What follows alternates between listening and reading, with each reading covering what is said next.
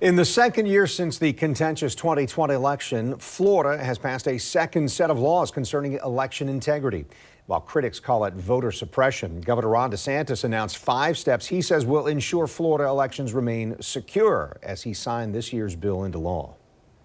At a bill signing event in South Florida today, Governor Ron DeSantis says it all points to unhappy elections history in the state, like the presidential election in 2000. In 2020, Florida was widely praised for how well things went. So you actually had, after the 2020 election, people were saying, gee, why can't everyone else be like Florida when it comes to this? They never used to say that. I know that for a fact. Even so, the Republican-led Senate and House passed landmark legislation both in 2021 and now in 2022, adding to it.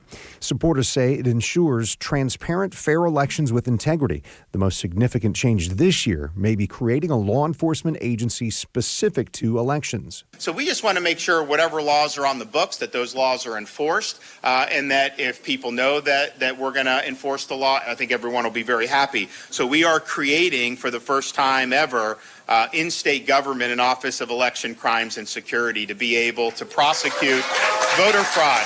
This office will allow us to do even more to work with our partners in law enforcement and ensure that we are able to investigate any allegations of fraud or impropriety. The new law signed by DeSantis today also strengthens ID requirements for mail-in ballots, requires election supervisors to check voter rolls every year for ineligible voters, and it increases the penalty for ballot harvesting. I continue to get asked, is it necessary? And that has to be the common question that I've been asked the most. Is it necessary? A third-degree felony? Yes.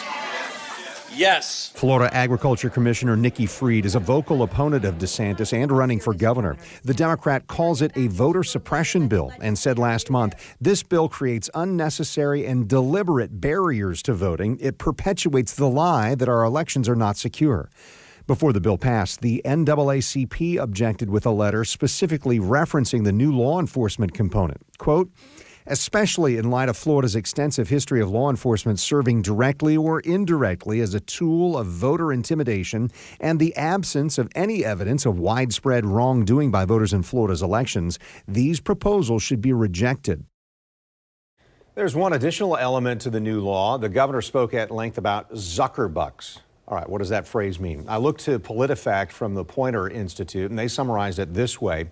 The day-to-day operations of elections largely funded through city and county dollars. Costs include running voting sites and mailing out and processing absentee ballots. When the pandemic hit in 2020, elections offices couldn't afford the new expenses to safely hold elections.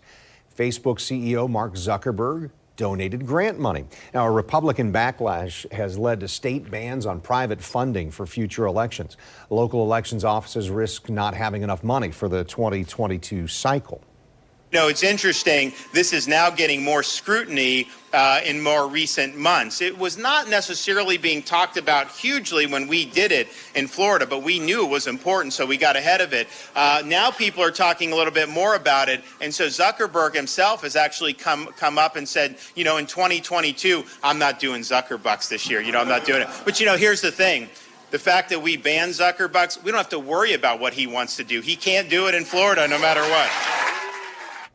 The Center for Tech and Civic Life offered grants to elections offices. So PolitiFact says that the center is funded by the Chan Zuckerberg Institute and delivered $350 million in grants for elections in 2020 among 2,500 jurisdictions. The center director says every single jurisdiction that applied received a grant.